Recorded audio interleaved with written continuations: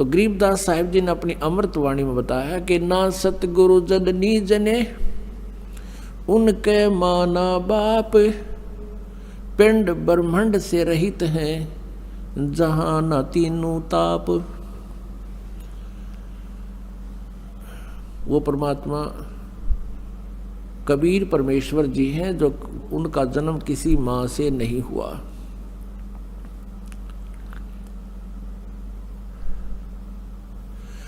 गरीबदास साहिब जी ने फिर परमात्मा की समर्थता बताई है। अनंत कोट ब्रह्मांडे का एक रति नहीं भारे, ये सतगुरु पुरुष कबीरे हैं कुल के सृजनहारे। अब गरीबदास साहिब जी ने परमेश्वर की आंखों देखी महिमा, बोला, लिपिबद्ध करवाया। अब उन्होंने परमात्मा के अवतरण की बहुत ही अच्छी अमृतवाणी यानी बहुत प्यारी वाणी बोली है, वो आपको सुनाती है। 84 बंधन कटे किन्नी कल्प कबीर, भवन चतुर्दश लोक सब ये टूटे जम जंजीर। गरीब अनंत कोट ब्रह्मांडे में बंदी छोड़ कहाए, सो तो एक कबीर हैं जननी जने नमाए। शब्द स्वरूप साहेब धनी शब्द सेंद सब माही, बाहर भीतर रम रहे जहां तहां सब ठाही। यानी उसी परमात्मा की अदृश्य शक्ति सभी के अंदर विद्यमान है और वो परमात्मा साकार है। गरीब जल थल पृथ्वी गगन में वो बाहर भीतर एक, पूर्ण ब्रह्म कबीर हैं अवगत पुरुष अलेख। सेवक हो के अवतरे इस पृथ्वी के माही, जीव उदाहरण जगत गुरु हो बार बार बलि जाही। अब गरीबदास साहिब जी कहते हैं वो पूर्ण परमात्मा जल थल पृथ्वी गगन में बाहर भीतर एक, पूर्ण ब्रह्म कबीर हैं वो अवगत पुरुष अलेख। और वो किस उद्देश्य से यहाँ आए? सेवक हो के उतरे, एक दास बनकर कबीर दास नाम रखवाया। सेवक होकर उतरे, उतरे माने शरीर आए, गति करके आए यहाँ पर इस पृथ्वी के माही। किस उद्देश्य से? जीव उदाहरण जगत गुरु बार बार बलि जाही।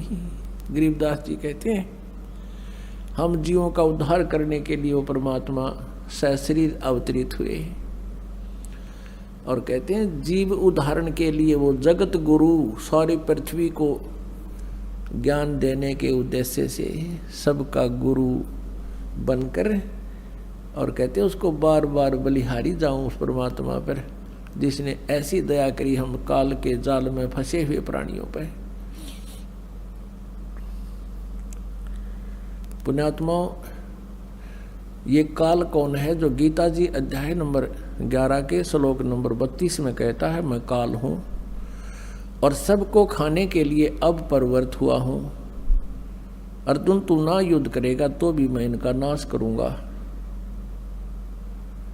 तो वो काल कौन है? वो श्री कृष्ण काल नहीं है। श्री कृष्ण नहीं बोल रहे थे, श्री कृष्ण में एक भूत बोल रहा था, एक प्रेत की तरह बोल रहा था। कौन? ये ब्रह्म बोल रहा था जिसको वैदिक धर्म वाले जिसको ब्रह्म कहते हैं, और संत मते को उसको ज्योत स्वरूपी निरंजन कहते हैं, काल निरंजन भी कहते हैं।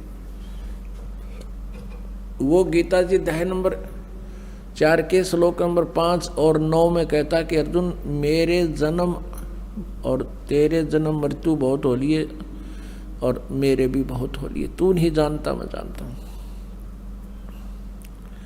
फिर कहता कि अर्जुन मेरे जन्म और कर्म अलौकिक हैं,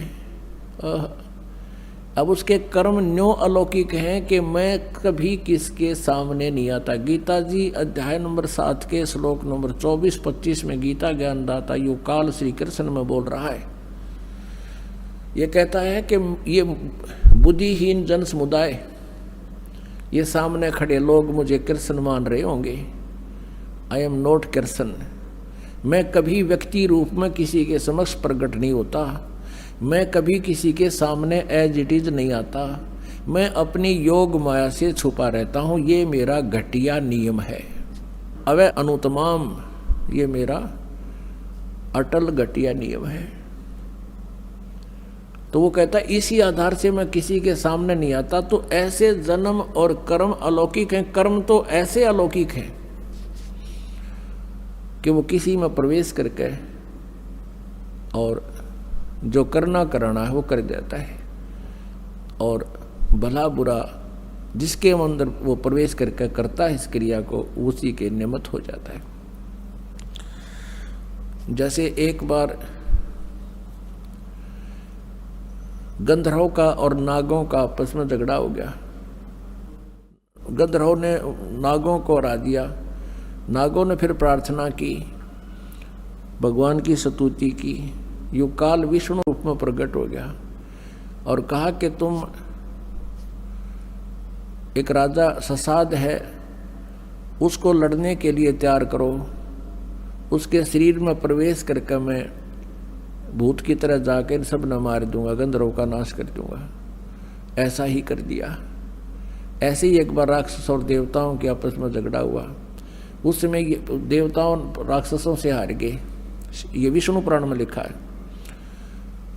तो देवताओं ने फिर प्रार्थना की, काफी दिन तक तप किया। फिर विष्णु रूप में यह काल प्रकट हो गया, विष्णु जी के रूप में, और कहा कि मैं तुम्हारी सब स्थिति से परिचित हूँ।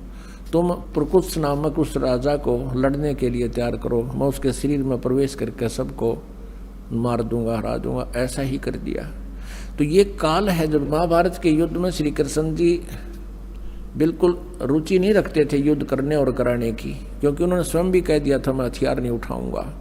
और 3 बार शांति दूत बनकर गए थे कि तुम युद्ध ना करो, कौरव पांडव अपना प्यार से सुलझा लो।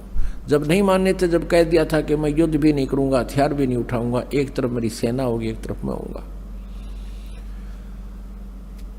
और फिर महाभारत का युद्ध नहीं टला, स्टार्ट होने वाला था। उसी समय अर्जुन मना कर देता है कि मैं युद्ध नहीं करूंगा, और काल को पता था कि श्री कृष्ण जी भी कह देगा ठीक है चलो वापस, कुछ नहीं बिगड़ा अभी तक। उसी समय ये काल प्रवेश कर गया श्री कृष्ण जी के अंदर।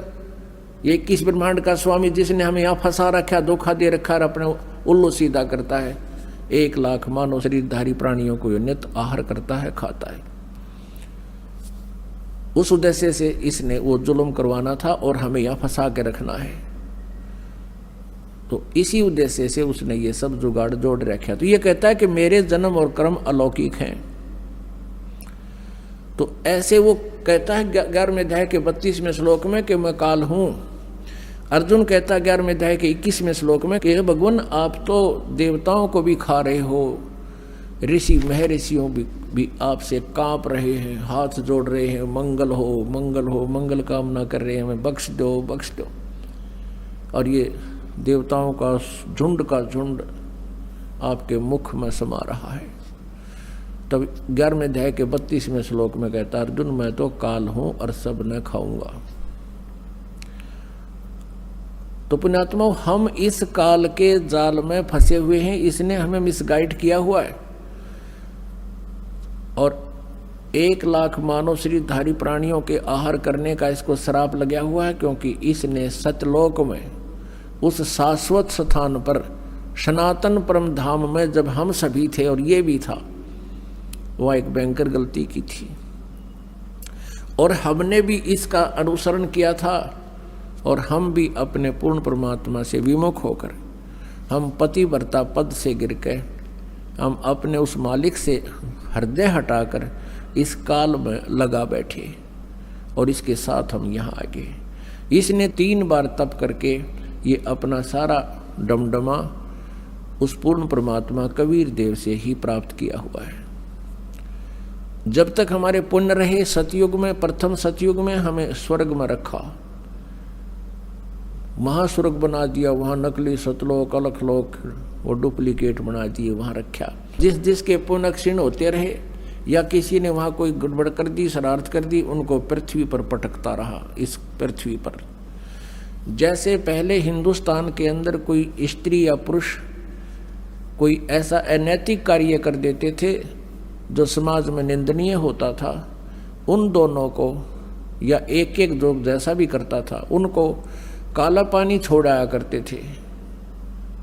काला पानी है इंडोमान निकोबार, एक द्वीप है, समुद्र के बीच में, चारों तरफ समुद्र है, बीच में वो टापू है, वहाँ छोड़ाया करते थे कि ये वापस यहाँ आएंगे नहीं और यहाँ सबको खराब करेंगे नहीं, ये सजा देते थे।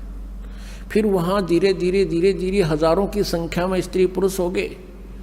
उन्होंने फिर अपने नए सिरे से वहाँ अपना जुगाड़ जोड़ा, आप पर कोई ढूंढ बनाए, आप पे उन्होंने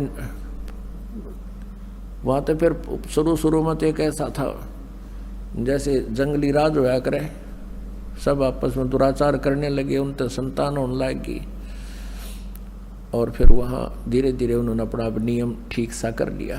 यही स्थिति यहाँ है। हम सतलोक में रहते थे, वहाँ भी ऐसा ही शरीर था, लेकिन वो शरीर उस मटेरियल का बना हुआ था, उस पदार्थ का बना हुआ था जो कभी नाश नहीं होता, उसमें वृद्ध अवस्था नहीं आती। और उस सतलोक में जहाँ हम रहते थे वहाँ किसी चीज़ का अभाव नहीं है। सदाबहार वृक्ष हैं, सदाबहार ये पेड़ पौधे बेल लताएं हैं, वहाँ काजू किस्म सेब संतरे ये सब प्रकार के फल और मेवा, दूधों की नदी, वहाँ का जल अमृत है, कभी खराब नहीं होता। उसी का एक एग्जाम्पल है, एक सैंपल है ये गंगा का जल। गंगा जो दरिया है ये सतलोक से आया हुआ जल है। सतलोक से चलकर ये विष्णु के धाम में, विष्णु के धाम से फिर शिव के धाम में, और शिव के धाम में सबसे ऊपर एक जटा कुंडली डैम बना हुआ, जटा कुंडली सरोवर है। वो वहाँ से सब सतलोक से गंगा आ रही थी, उसको जटा कुंडली डैम को भरने में 6 महीने लगे थे। 6 महीने के बाद फिर वो ओवरफ्लो होकर चल रही है आज तक। वहाँ से वो जल गिरता है, ऐसे गुप्त रूप से आता है, हिमालय में उस गोमुख के पास एक बर्फ रूप में जम जाता है और वहाँ से फिर जल प्रवाह बन करके वो वही अमृत बह रहा है दरिया रूप में, जिसको गंगा दरिया कहते हैं। तो ऐसा जल, ऐसा वहाँ दूधों की नदियाँ सतलोक के अंदर हैं जो कभी खराब नहीं होते। गंगा के जल को रख दो आप 20 वर्ष 100 वर्ष किसी बोतल में डाल के, वो खराब नहीं होता।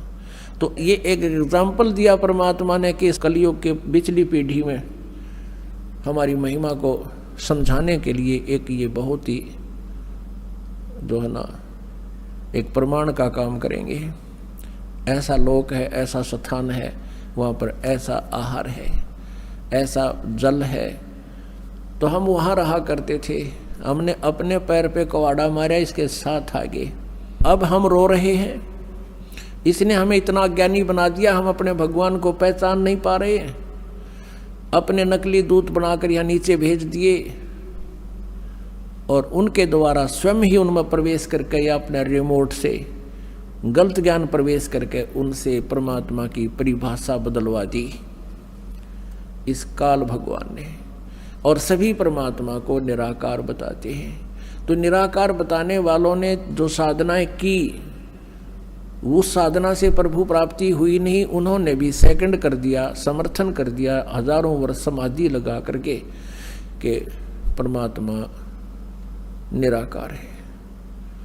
वेद और गीता जी पुराण बताते हैं वो परमात्मा साकार है, नर आकार है, मनुष्य सदृश है। उन वेदों और गीता को सत्य मानने वाले ऋषि महर्षि भी नहीं समझ सके, क्योंकि उन्होंने लोक वेद आकाशवाणी से, अंदर की प्रेरणा से, अपने हठ योग से की गई साधना से